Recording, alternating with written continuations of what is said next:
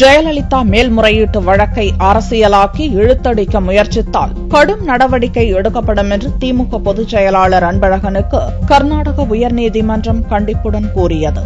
சொத்து குவிப்பு வழக்கில் 4 ஆண்டுகள் சிறை தண்டனை விதிக்கப்பட்டதை எதிர்த்து அதிமுக பொதுச் செயலாளர் ஜெயலலிதா உள்ளிட்ட 4 கர்நாடக உயர்நீதிமன்றத்தில் மேல்முறையீடு செய்துள்ளனர். இவ்வழக்கு விசாரணை நீதிபதி குமாரசுவாமி முன்னிலையில் புதனன்று 3வது நாளாக நடந்தது. மேல்முறையீட்டு வழக்கு விசாரணையில் அரசு தரப்பு வக்கீலாக பவானி சிங் ஆஜராவதை எதிர்த்து செவ்வாயன்று திமுக பொதுச் செயலாளர் அன்பழகன் சார்பில் தாக்கல் செய்யப்பட்ட மனுவை நீதிபதி குமாரசுவாமி விசாரணைக்கு எடுத்துக் கொண்டார். அப்போது அன்பழகன் சார்பில் ஆஜரான வக்கீல் குமரேசன் வாதிடுகையில் குற்றம் சாட்டப்பட்டவர்களுக்கு ஆதரவாக பவானி சிங்கின் செயல்பாடு அமைந்திருப்பதாகவும் முக்கியமான தகவல்களை நீதிமன்றத்தின் முன் அவர் வைக்கவில்லை என்றும் குற்றம் சாட்டினார். உடனே நீதிபதி குமாரசுவாமி குறுக்கிட்டு பவானி சிங் கர்நாடக அரசின் உத்தரவின் பேரிலேயே அரசு வக்கீலாக ஆஜராகி வருவதாக கூறினார். வழக்கு விசாரணை நியாயமான முறையிலேயே நடப்பதாக கூறிய நீதிபதி குமாரசுவாமி நீதிமன்ற செயல்பாட்டில் தேவையின்றி தலையிடக்கூடாது என்று